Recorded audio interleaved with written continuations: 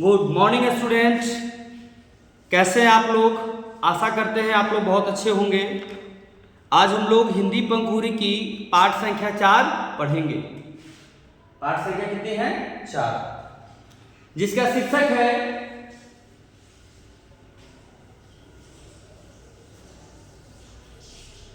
मेरी अंतिम अभिलाषा। मेरी अंतिम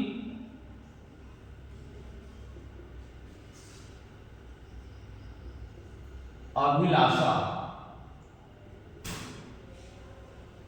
तो मेरी अंतिम अभिलाषा, अभिलाषा शब्द का अर्थ क्या है? अभिलाषा शब्द जो यहां दिया हुआ है इसका अर्थ क्या है? तो इच्छा या कामना, या आप कह सकते हैं किसी वस्तु को, किसी चीज को पाने की तीव्र लगन। इसका मतलब क्या हुआ? अभिलाषा। अभिलाषा का अर्थ हुआ इच्छा या कामना। तो चलिए हम लोग शुरू करते हैं। ये जो कहानी है बिल्कुल पंडित जवाहरलाल नेहरू जी पे आधारित है और ये भारत की जनता से क्या कहना चाह रहे हैं, भारत की जनता से कितना स्नेह है, कितना प्यार है, ये अपने शब्दों के साथ कहना चाह रहे हैं। तो शुरू करते हैं। भारतीय जनता ने मुझे इतना प्रेम और स्नेह, भारतीय जनता से मुझे इतना प्रेम और स्नेह मिला है कि मैं चाहे कुछ भी करूं, उनके अल्पांश को बदला नहीं जा सकता है। यानी ये अपने शब्दों में कहना चाह रहे हैं कि भारत की जनता ने मुझे बहुत ही प्यार दिया है, इतना प्यार दिया है कि मैं उनके अल्पांश को भी नहीं बदल सकता। और सच तो यह है कि प्रेमी जैसी अमूल्य वस्तु का बदला चुकाया नहीं जा सकता। लोगों ने बहुतों को सराहा है। सराहा यहाँ पे एक शब्द आया है, सराहा का अर्थ क्या होगा? तो देखिए, तो सराहा शब्द का अर्थ हुआ प्रशंसा करना। प्रशंसा करना यानी बच्चे जब वर्ग में अच्छे काम करते हैं तो शिक्षक उनके क्या करते हैं? सराहना करते हैं, सराहा करते हैं, मतलब उनकी प्रशंसा करते हैं। ऐसा करने से बच्चों का जो मनोबल है वो क्या होता है? बढ़ता है और उन्हें पढ़ाई करने में क्या होता है? मन लगता है। आगे बढ़ते हैं कहानी की तरफ। तो मैं केवल यह कर सकता हूं कि जितने भी दिन तक मैं जीवित रहूं अपने देशवासियों और उनको प्यार के योग्य बना रहूं, ऐसा हमारे देश के प्रथम प्रधानमंत्री पंडित जवाहरलाल नेहरू जी कह रहे हैं। अपने अनगिनत साथियों और सहकर्मी, सहकर्मी का मतलब होता है साथ में काम करने वाला, से अनुग्रह है कि मैं भी अधिक ऋणी हूँ। ऋणी का अर्थ होता है, ऋणी का मतलब होता है, मतलब आप ऐसे कह सकते हैं ऋण, उधार। हम लोगों ने बड़े बड़े कामों को हाथ में लिया है और कंधों से कंधे मिलाकर उन्हें करते हैं तथा उन सफलताओं और विपत्तियों में साझेदार रहे। इस प्रकार कामों के साथ अनिवार्य रूप से लगे। मेरी इच्छा है कि मेरे मरने के बाद दाह संस्कार कर दी जाए। यदि मैं विदेश में मरूं तो दाह संस्कार वहीं कर दी जाए और मेरी भस्म प्रयाग में भेज दिया जाए। तो प्रयाग का अर्थ क्या होता है सो समझिए।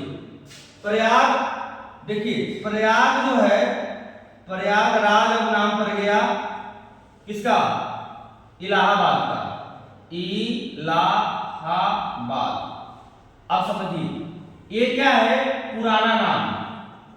ये है पुराना नाम और ये है नया नाम। नया नाम तो समझना क्या है? सो देखिए, मतलब 1575 ईस्वी में 1575 1575 ईस्वी में मुगल के जो शासक थे, कौन? अकबर। अकबर ने 1575 ईस्वी में इसका क्या नाम रखा? इलाहाबाद। अब इसका नाम प्रयागराज है, ठीक है। और 2018 में उत्तर प्रदेश के जो सरकार हुए उन्होंने नया नाम रखा प्रयागराज। कब? 2018 में। और अकबर ने इसका नाम कब रखा? 1575 ईस्वी में। आपको ये समझना है कि पहले इसका नाम क्या था? इलाहाबाद। अब क्या हो गया? प्रयागराज। तो इसी माध्यम से हम लोग समझेंगे कि आगे हमें क्या पढ़ना है, कि उसकी एक मुट्ठी गंगा में प्रवाहित कर दी जाए, यानी भस्म के बारे में हम लोग बात कर रहे थे। भस्म, भस्म का मतलब होता है राख। भस्म का मतलब होता है राख। इसको अंग्रेजी में हम लोग कहते हैं ASH। ठीक है। तो वो कह रहे हैं कि अगर मैं विदेश में मरूं तो मेरी दाह संस्कार वहीं कर दी जाए और उसकी एक मुट्ठी गंगा, एक मुट्ठी राख गंगा में प्रवाहित कर दी जाए और भस्म के अधिकांश हिस्सों को क्या किया जाए, ये मैं आगे बताता हूं। भस्म का कुछ भाग न तो बचाया जाए और न ही सुरक्षित रखा जाए। ये कौन कह रहे हैं? हमारे देश के प्रथम प्रधानमंत्री पंडित जवाहरलाल नेहरू जी, कि वो कह रहे हैं कि हमारे भस्म को, हमारे राख को, जो उनका जो शेष रह जाएगा राख, उसको बचाना नहीं है, उसको क्या करना है। तो अपने माध्यम से वो कहना चाह रहे हैं कि उन राखों को वहां पे विमान के द्वारा क्या करना है? डाल देना है, जहां के किसान लोग काफी मेहनत करते हैं, कठिन मेहनत करते हैं। प्रयाग की गंगा में भस्म का कुछ भाग विसर्जित करने की इच्छा का मेरी दृष्टिकोण में कोई धार्मिक महत्व नहीं है। मतलब वो कह रहे हैं कि मरने के बाद जो भस्म बचता है वो उसे विसर्जित करने की इच्छा मेरे मन में नहीं है, क्योंकि विसर्जित करने से क्या होगा, ऐसा वो मान रहे हैं। इससे कोई धार्मिक महत्व नहीं है। बचपन से ही इलाहाबाद की गंगा यमुना नदियों से मेरा ममत्व रहा है और जो जो मैं बड़ा होता गया यह ममत्व बढ़ता ही गया। तो इलाहाबाद जो अब प्रयागराज है, तो उनके घर का नाम है आनंद भवन। आनंद भवन। क्योंकि मैं वहां गया था तो वहां पे बहुत सारी चीजें आपको देखने को मिलेगी। ठीक है। उनकी यादें, जैसे कि वो कौन सा कपड़ा उस समय पहनते थे, स्त्री यानी आयरन किस चीज से करते थे। ठीक है ना। उनके द्वारा लिखी गई है डिस्कवरी ऑफ इंडिया, वो किताब उपलब्ध है। और साथ में एक बहुत अच्छा चित्रण किया गया है कि उन्होंने देश की आज़ादी के लिए, भारत माँ को आज़ाद कराने के लिए कितनी बार जेल गए। इन सभी चीज़ों का पूर्ण रूप से एक चार्ट पेपर पे वहाँ पे लिखा हुआ है, जिससे काफ़ी चीज़ें आपको समझ में आएगी कि वे कितने दिन तक जेल में रहे और हमारे देश के लिए संघर्ष करते रहे। तो आगे बढ़ते हम लोग कहानी की तरफ। मैं विभिन्न ऋतुओं में गंगा की विविध भाव भंगिमाओं को निहारा है।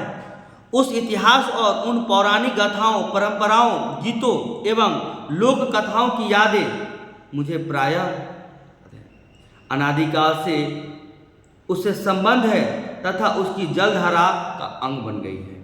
गंगा तो विशेषकर भारत की नदी है और गंगा नदी क्या है? पवित्र नदी है।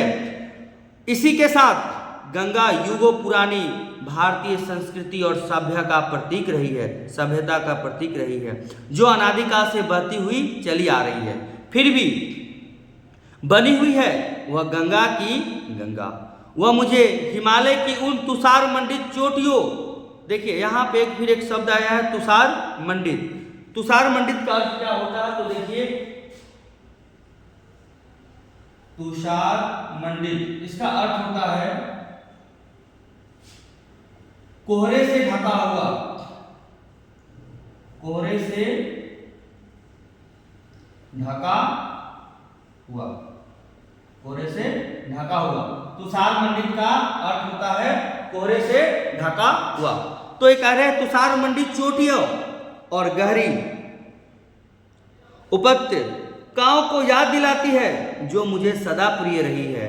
वह मुझे नीचे के उर्वर और विस्तृत मैदानों को भी याद दिलाती है, जहां मेरा जीवन ढला है और मेरे जीवन के कार्यक्षेत्र कर रहे हैं। कार्यक्षेत्र रहे हैं।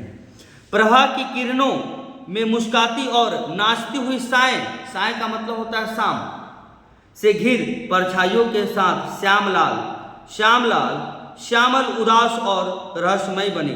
यहाँ पे फिर एक शब्द आया है श्यामल। श्यामल का अर्थ होता है श्यामली। देखिए श्यामल इसका अर्थ होता है श्यामली। क्या होता है? श्यामली। तो रहस्यमय बनी है। शीत ऋतु में सक्रिय मंद एवं ललित धारा वाली वर्षा ऋतु के में समुद्र का सविस्तार और कुछ उसी किसी विनाशशीलता की शक्ति के लिए भीषण गर्जना करती हुई गंगा मेरे लिए भारत के उस अतीत का प्रतीक और स्मृति रही है जो वर्तमान तक चला आया है और भविष्य के महासागर की ओर बढ़ता जा रहा है। यद्यपि मैंने अधिकांश पुरानी परंपराओं और रस्मों को छोड़ दिया और मैं चाहता हूं कि भारत उन बंधनों से अपने को मुक्त कर ले जो उसे जकड़े हुए हैं यानी कसकर पकड़े हुए हैं और आगे बढ़ने नहीं देते, जो लोगों में फूट डालते हैं, अधिकांश को दबाए रखते हैं। यद्यपि मैं यह सब चाहता हूं, तथापि मैं यह नहीं चाहता हूं कि मेरा भारत के अतीत के साथ अपना नाता तोड़ लूं। मुझे उस उत्तराधिकारी पर गर्व है जो हमें प्राप्त हुआ है। मैं इस बात को भली भांति समझता हूं कि मैं भी औरों की तरह उस अटूट श्रृंखला की एक अटूट कड़ी हूं जो स्मृति के सहारे भारत के अतीत में इतिहास के उस आकाश से चलती आ रही है। उस श्रृंखला को मैं कभी तोड़ना नहीं चाहता हूं और नहीं चाहूंगा, क्योंकि मैं उसे बहुत बड़ी निधि मानता हूं और उससे प्रेरणा ग्रहण करता हूं। अपनी इस अभिलाषा की पूर्ति के लिए भारत के सांस्कृतिक उत्तराधिकार के प्रति अंतिम श्रद्धांजलि अर्पित करने के लिए इच्छा से प्रार्थना करता हूं। मेरा भस्म मुट्ठी भर इलाहाबाद के पास गंगा में प्रवाहित कर दिया जाए, जिससे उस सागर तक पहुंच पाए, और मैं चाहता हूं कि मेरे भस्म को शेष भाग विमान द्वारा उन खेतों में बिखेर दिया जाए जिन खेतों के किसान लोग कड़ी मेहनत करके फसल को क्या करते हैं, उपजाते हैं, और हमारे जीविकोपार्जन का क्या है, ये सबसे बड़ा किसान का बहुत योगदान होता है। ठीक है, इसके साथ साथ भारत के किसान कड़ी मेहनत करते हैं ताकि वो भस्म भारत की धूल और मिट्टी में मिलकर भारत का अभिन्न अंग बन सके।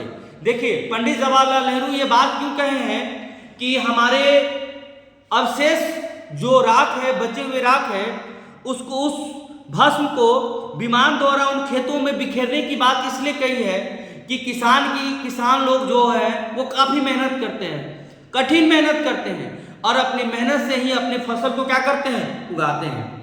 और अपने शब्दों के साथ कहना चाहते हैं वो कि मिट्टी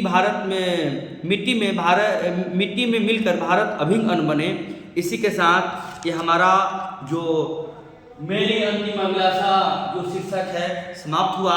आशा करते हैं आपको ये अच्छे से समझ आई होगी और आप लोग कम से कम 2 से 3 बार इस चैप्टर का क्या करें, अध्ययन। इसी के साथ ये आपका जो पाठ है वो समाप्त होता है।